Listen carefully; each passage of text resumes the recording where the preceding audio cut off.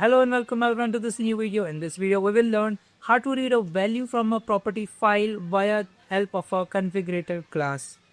So we have hard coded the values in our code such as the browser and the website. So what we are going to do, we are going to put all of the necessary value in a property file and we will create a configuration class, and with the help of that configuration class we will read the values from the property file and use it in our project. The video is going to be very interesting, so without wasting any time, let's begin. So here we go. In your computer screen you can see right now this is the project that we are working on, and right now our goal is to this Chrome text and this website which is hard coded right now in this file. Our goal is to remove these things into the property file, and I'm going to read these two things from the property file and put it over here. All right, so let's do one thing first. First of all, let's create a property file. So under my test and resources, I'll create my new property file and I will name it as config, and the extension should be properties. Okay, so for any property file the extension should be properties, so that the system knows it is a property file and it is able to read it. Okay, it is asking me that do you want to add it to Git. I will say no, not right now. I will add it manually later. Okay, cool. So first of all we will add our property file, and over here we will write our browser. Okay, so browser, so we will write our browser is equal to Chrome. Okay, so what we are going to do, the thing what we have here, we have a browser called Chrome here and we have this website. So I'm going to move this to our file over here and we will write browser equal to Chrome, and then we will write URL, which URL you want to open, and URL is equal to, I'll just go and copy this URL over here. Let's copy this URL and let's paste it over here. Okay, so now we have created our property file. What we are going to do is, so we have written our URL and let's come here, and first of all now what we need to do, we need to create a config reader file, and that will basically read our property file, and then we will use that config reader to our hooks over here, and then we will use it to write it. So for this what we will do, we will come to our Java and we will create a new package first of all. Okay, and we will name this package as probably all the configs. Okay, let's name the package as config. So every file, every Java class which is related to our configuration, we will put it inside this config folder. And so first Java class we will create inside this is config reader. Okay, which will read our property file and then we will proceed ahead accordingly. Okay, so inside my config reader, first of all what we need to do, we need to define a variable called as prop. Okay, we will use this variable to read it. Okay, and the type of this variable should be properties. Okay, and it will come from Java utils. You can see it is coming from Java utils. Okay, so from Java utils we have included properties, and now we'll use this prop variable to read the properties file. So let's create a function first of all, and let's name this function as config reader. Okay, and we will define this function over here. Are we missing something? Why is there a red line? Let's check it. Make config return void. Okay, it is asking me to add a return type to this, so probably we will add a void over here. All right, cool. And now let's do one thing, let's read the file. So let's read the file in a try catch statement. So if at all in case our compiler fails to read a file, it will not block the program, it will just throw an error and move ahead. So that's why we are using a try catch statement over here. And so read a file, to read a file we will use file input stream, a very important class that you need to remember for your interview perspective as well. Okay, so FIS is a variable which is meant for file input stream, and this will read our new file input stream. Okay, and inside this file input stream we need to add our path from where we actually need to read our file. Okay, so where is the path? This config.properties. So let's copy this. Let's copy the path first of all. Copy path reference, probably from repository root. Okay, I have copied the path reference and I will paste it over here. All right. Okay, so that's it. And so now let's assign this to our property prop variable. So prop this variable.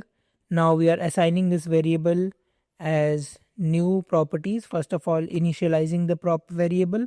Okay, and now I will say prop dot load. Now I will load.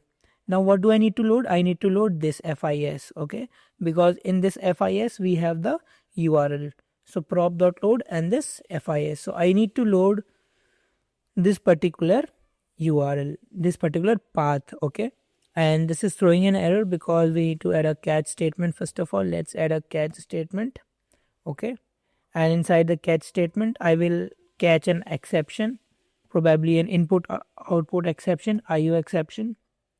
Okay, E, and then we will say E dot print stack trace. Okay, so if at all this strike block fails to load the file, it will directly go to catch statement and it will catch the exception that the file has been failed to load, and it will throw me the error without terminating the program abruptly. Okay, cool. So now we need to have, can we remove this void? 1 minute. I don't think we should remove this void. Let's keep this void first of all. So now let's define another function, public and string, and let's name this function as get property.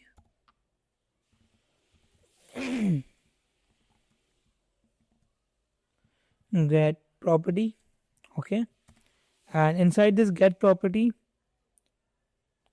I need to first of all get the key, that what I want. So probably user will call this get property function with the parameter as browser or URL, whatever they need. They will call this function with that parameter. So for example, in key, if the user has passed browser, so this browser will be passed over here. Okay, and now what I will do, I will return prop dot get property and I will say key. All right. Okay, one thing I want to mention is, first of all, what we are doing, let's just understand a little bit more. So what we are doing in our prop, we are already loading the file, right? And here what we are doing, we are just getting that property, right? And that is it. So we only need to call this function. Okay, but right now there is one problem with this class file. You will able to see that since we are loading the file over here, but we are not calling this function, right?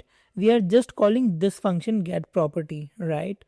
So what we need to do to load the file, first of all, we need to call this function. So how do we call this function? There is one way that you come here and you call this function over here. But you know, one of a better technique to do that is you just change this function to a constructor, and I will show you how it will work. Config reader. Okay, so what I have done, and I will remove this return type. Okay, so now you can see what I have done is I have changed this function to the constructor. So now whenever I need this property file, I will obviously create an object for this particular class. Okay, and whenever I create the object of this particular class, this constructor will be called, and when the constructor will be called, for surely this will be initialized and this property file will be loaded. All right, and that is how we are going to do it. So I'll show you that in action. So we come to hooks, we open the hooks first of all. Okay, now let's do one thing. Let's first create a constructor. So config reader, and we will say config, and this is equal to new config reader. So as soon as I create a constructor of this particular config reader, please understand that this function automatically get called, and this prop.load fis, this is also executed. And since this is executed in our prop variable, we already have that file stored. Now whenever we do prop.get property, we will be able to call that property for sure. Okay, cool. So now what I'm going to do is I'm going to remove this Chrome and I'm going to call this from property file. Okay, and how do we call this? We can first of all define a variable. So we'll do one thing, string, and we will do browser is equal to config this particular variable or this object, and we will do get property, and we'll get the property of, let's say, browser. Okay, and similarly what we can do string URL, this is equal to config dot get property, and now here we will call URL, and in the browser and in the URL we have that stored. So instead of Chrome, what we can do, we can just call this browser, and instead of calling this directly, hard coding this, we'll call URL. Okay, and that is it. So let's run this and let's see if this works or not. So I will do mvn clean install and hit enter.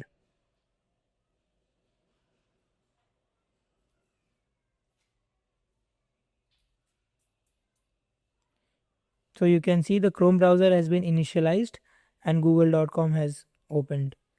This error are there because we haven't executed our step definitions yet, but the goal that which we are working for is now completed.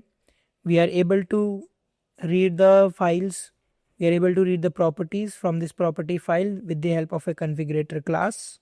With this we have come to the end of a video, and I hope you have enjoyed. If you have enjoyed, give it a thumbs up, and I recommend you to watch the entire Selenium series. Until then, I will see you in the next one. Bye bye, take care.